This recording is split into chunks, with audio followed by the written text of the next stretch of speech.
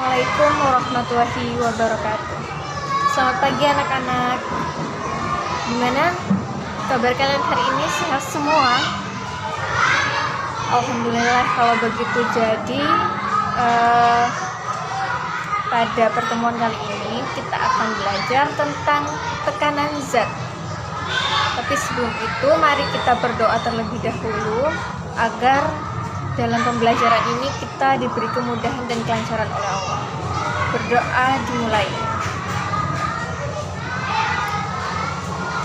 Berdoa selesai. Oke, di sini kita akan belajar tentang tekanan.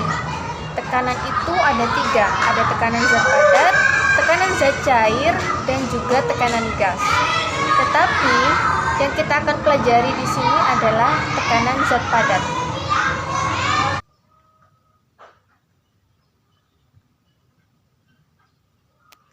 Jadi sebelum masuk ke materi di sini, standar kompetensi dalam mempelajari tekanan ini yaitu yang pertama memahami konsep tekanan zat padat dan menerapkannya di dalam kehidupan sehari-hari. Kemudian standar kompetensi yang kedua yaitu memahami prosedur ilmiah untuk menyelidiki hubungan antara gaya dan luas permukaan dengan tekanan yang dihasilkan.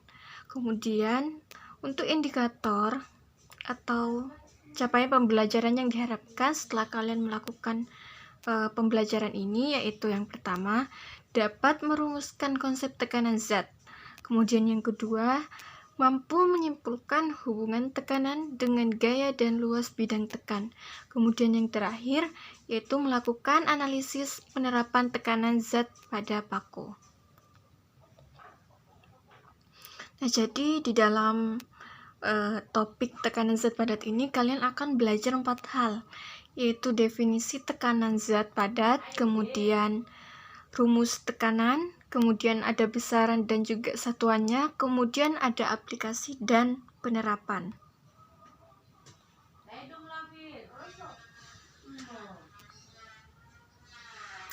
Jadi, apa sih itu tekanan zat padat?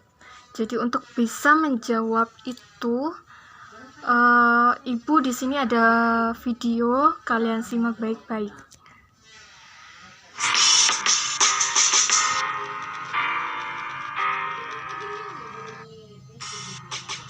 Kesempatan kali ini kita akan membahas mengenai tekanan zat padat. Pada saat musim hujan, kita sering menjumpai jalanan yang berlumpur akibat terguyur hujan sehingga kita lebih sulit untuk melintasi jalanan tersebut. Jika kita hendak melewati jalanan yang berlumpur, sepatu manakah yang akan kita gunakan? Sepatu boot atau sepatu hak tinggi? Agar kita dapat melewati jalanan berlumpur dengan mudah, sebaiknya kita menggunakan sepatu boot. Dengan menggunakan sepatu boot, kita akan mudah melewati jalanan yang berlumpur dan tidak mudah terjebak masuk ke dalam lumpur.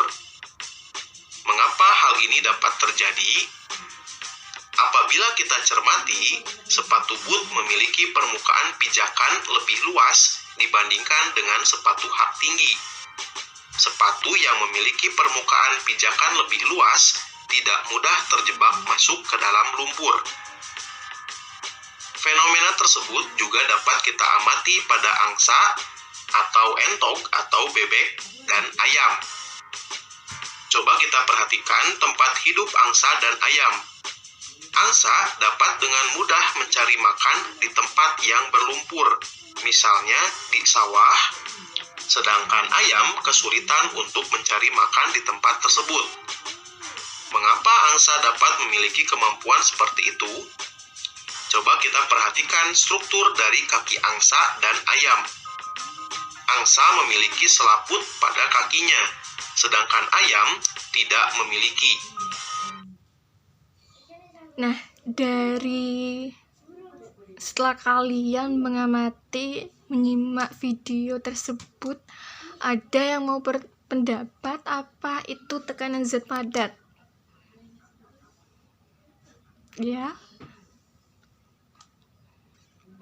Ya, jadi tekanan zat padat itu diartikan sebagai besarnya gaya yang tegak lurus terhadap permukaan persatuan luas.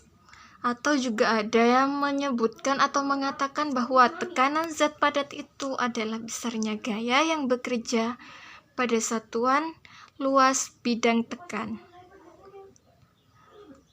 Nah, jadi tekanan zat padat itu termasuk ke dalam besaran turunan. Kenapa? Karena besaran turunan diturunkan dari besaran pokok, di mana pada tekanan zat padat ini diturunkan dari besaran pokok massa, kemudian panjang, dan waktu. Kok bisa, Bu? Kok bisa berasal dari besaran pokok massa, panjang, waktu? Jadi itu dapat kita lihat dari rumus tekanan zat. Nah, rumus tekanan zat padat ini yaitu P sama dengan F per A, di mana P di sini adalah tekanan yang satuannya Newton per meter kuadrat atau juga Pascal. Nah, kemudian F untuk gaya dengan satuan Newton dan A dengan luas bidang tekan atau luas penampang dengan satuan meter kuadrat. Kok bisa dari besaran panjang? Karena luas itu kan membutuhkan pengukuran panjang. Kemudian massa. Rumus F dari apa? M kali G. Jadi ada massa di situ. Jadi jadi tekanan zat padat ini merupakan besaran turunan. Jadi dapat diketahui ya, berdasarkan rumus itu, semakin besar gaya yang diberikan, maka tekanan yang dihasilkan juga semakin besar. Begitu juga sebaliknya. Sedangkan apabila semakin kecil luas permukaan bidang tekan, maka tekanan yang dihasilkan semakin besar, begitu juga sebaliknya.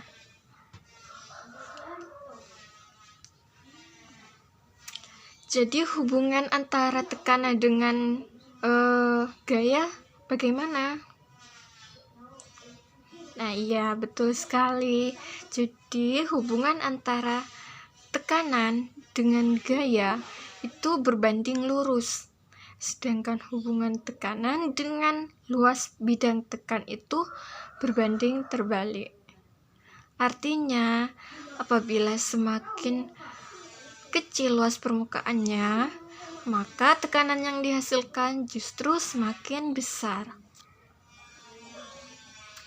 Kemudian di sini Ibu ada gambar paku. Ya. Paku ini merupakan contoh atau aplikasi dari penerapan tekanan zat. Mengapa demikian? Ada yang mau jawab? Nah, ini kan paku bentuk ujungnya ini runcing ya. Sehingga itu dapat menembus tembok. Nah, hubungannya dengan tekanan bagaimana? Nah,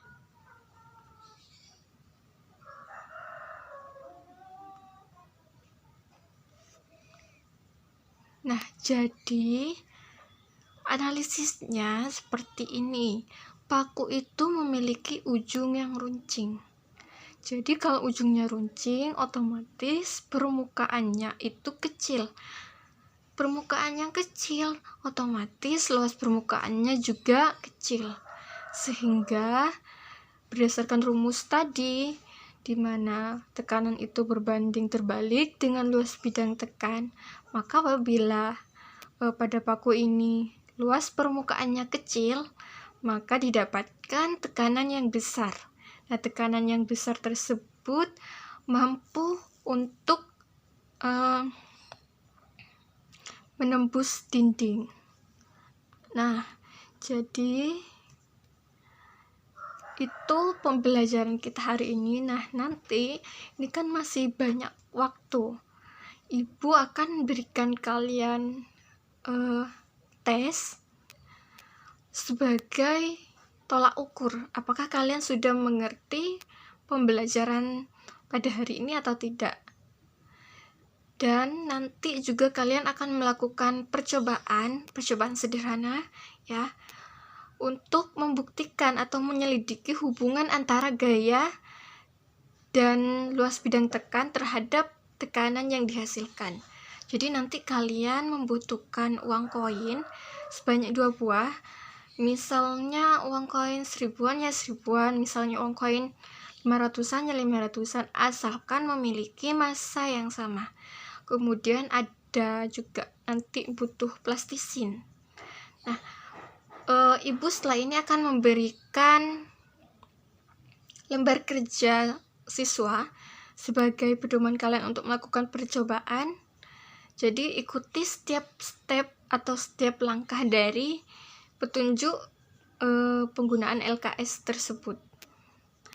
Nah, ada yang ditanyakan sebelumnya sebelum masuk ke tes atau percobaan? Baik, jika tidak ada, Ibu anggap kalian sudah mengerti. Nanti mungkin kalau ada pertanyaan bisa diajukan melalui WA grup ya. Kemudian jangan lupa setelah ini kalian isi link presensi yang akan Ibu share di grup WA.